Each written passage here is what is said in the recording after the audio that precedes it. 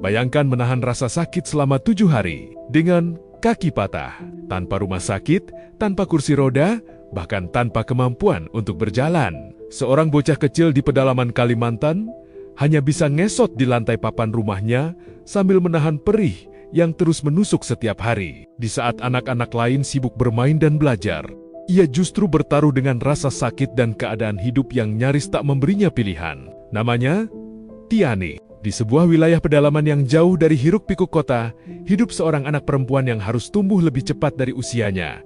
Kakinya mengalami patah tulang cukup serius. Namun selama lebih dari 1 minggu, Tiani tidak mendapatkan penanganan medis yang layak. Bukan karena keluarganya tidak peduli, tapi karena kemiskinan dan keterisolasian membuat pertolongan terasa begitu jauh. Selama 7 hari, Tiani hanya bisa terbaring di rumah kayu sederhana milik keluarganya. Untuk berpindah tempat, ia harus merangkak pelan di atas lantai papan yang dingin. Bahkan untuk sekadar pergi ke kamar mandi, bocah kecil itu harus ngesot sambil menahan rasa sakit yang mungkin sulit dibayangkan banyak orang.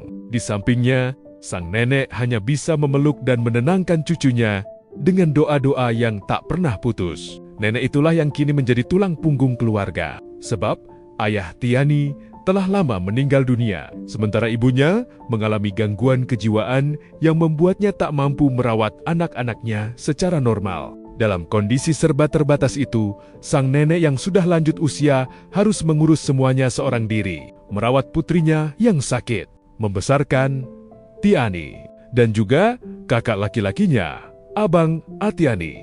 Kehidupan mereka benar-benar jauh dari kata mudah. Kisah pilu ini mulai diketahui publik setelah seorang guru honorer bernama Pak Vito mengunggah video kondisi Tiani di media sosial. Pak Vito sendiri dikenal sebagai guru muda yang mengabdikan dirinya untuk mengajar di wilayah pedalaman Kalimantan. Video sederhana itu langsung membuat banyak orang terdiam. Bagaimana tidak?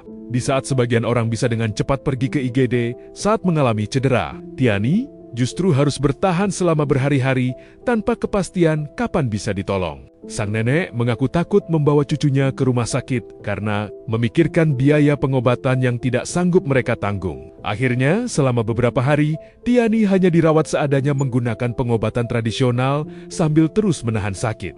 Hingga akhirnya, sang nenek memberanikan diri datang ke rumah Pak Vito untuk meminta bantuan. Dengan langkah pelan dan rasa malu yang ia telan sendiri, Nenek Tiani memohon agar cucunya bisa dibantu mendapatkan pengobatan. Ia bahkan meminjam telepon genggam milik Pak Vito untuk mencoba menghubungi keluarga jauh yang mungkin bisa membantu. Dan disitulah semuanya mulai berubah. Hati Pak Vito tergerak. Ia tak tega melihat kondisi Tiani yang semakin lemah. Bersama beberapa warga dan pemuda sekitar, Pak Vito langsung menyiapkan proses evakuasi menuju fasilitas kesehatan terdekat. Oke guys, jadi kali ini kita sedang berada di rumah Tiani. Dan ini neneknya juga ya, Nek ya. Jadi sudah sakitnya berapa hari, Nek? Sudah seminggu, jadi di rumah aja ya, Nek ya. Dia emang karena keterbatasan dan juga emang orang tuanya juga gangguan jiwa, jadi hanya bisa dibawa di rumah aja. Dan inilah kondisi rumahnya juga. Kalau malam emang gelap, nggak ada lampu. Dan kita usahain besok kita berobat ya, Nek ya. Dan kita juga sedang ngurusin untuk kakak dan lainnya juga guys. Inilah kondisi di pedalaman. Kalau ibu yang biayanya sih nggak mampu. Oke guys, jadi kali ini kita sedang berada di rumah Viani ya, mau ngurusin untuk perobatan adik kita karena orang tuanya juga kekurangan dan tidak mampu dan emang kena gangguan jiwa ya, Nek ya. Inilah kondisi kita kalau misalkan di pedalaman tuh nggak ada listrik di sini. Gelap ya, Nek ya. Gelap gulita.